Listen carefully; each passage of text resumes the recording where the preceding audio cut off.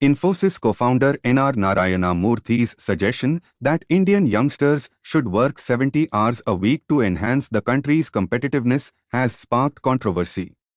However, his argument fails on multiple fronts. Firstly, he incorrectly stated that longer working hours benefited advanced countries like Germany and Japan, where working hours have actually decreased as productivity increased.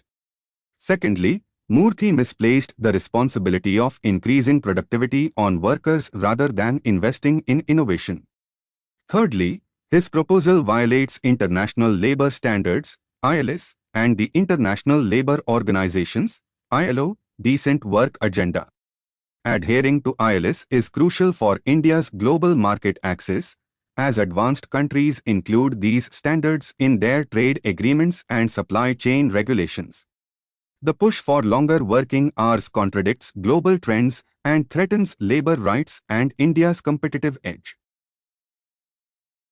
The Supreme Court of India's recent judgment in the Assessing Officer Circle, International Taxation, New Delhi versus MS Nestlesa case has created uncertainty for foreign investors. The critical issue was whether the Most Favoured Nation (MFN) clause in tax treaties, like double taxation avoidance agreements (DTAs), could be effective in India without notification under Section 90 of the Income Tax Act. The Supreme Court ruled that the MFN provision requires notification, contradicting the monist tradition of incorporating international law in domestic legal regimes. This decision raises concerns about India's adherence to international law obligations and may invite international claims under treaties.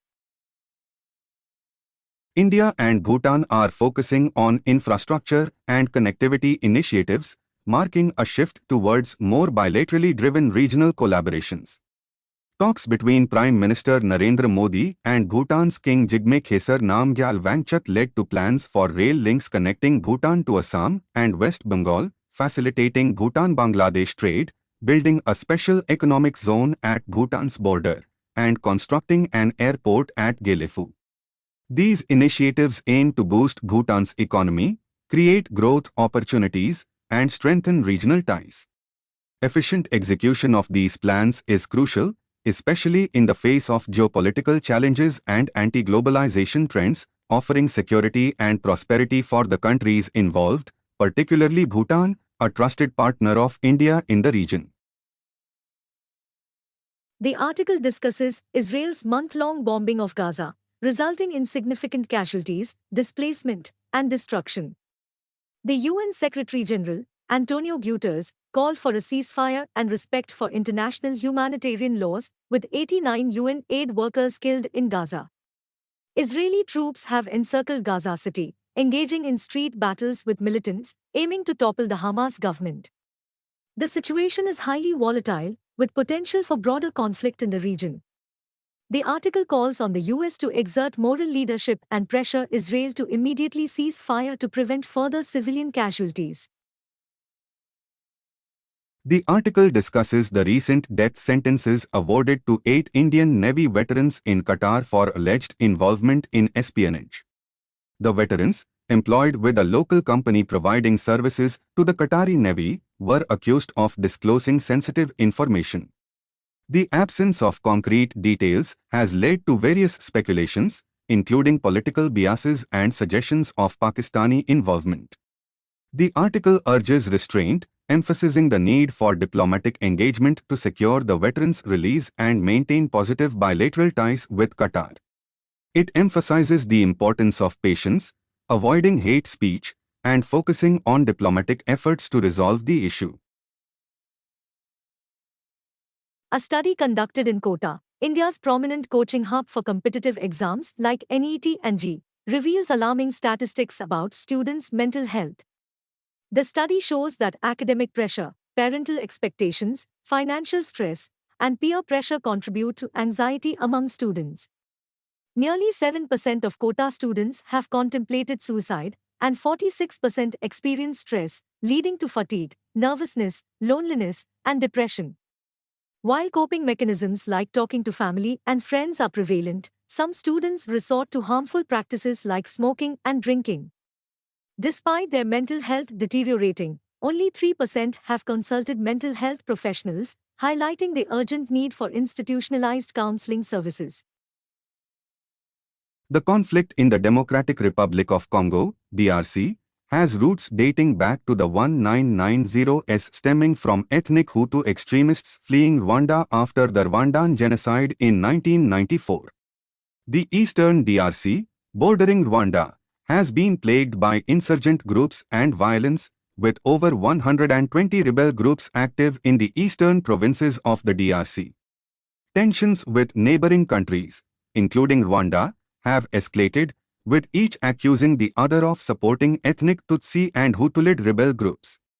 The resurgence of the Tutsi-led M23 rebel campaign in November 2021 further worsened the security situation. Other factors contributing to the conflict include political uncertainty, regional tensions, and a humanitarian crisis. The international response to the crisis has been insufficient, leaving millions in need of assistance. On 31st October 2023, the Indian Air Force, IAF, bid farewell to its MiG-21 fighter jets as the No. 4 Squadron Urals flew them one last time over Uttarlai in Rajasthan. The MiG-21, the first supersonic fighter in service of the IAF, was inducted in 1963 and played a significant role in all major conflicts since. The squadron, operational since 1966, is now being re-equipped with Sukhoi 30 Mki aircraft.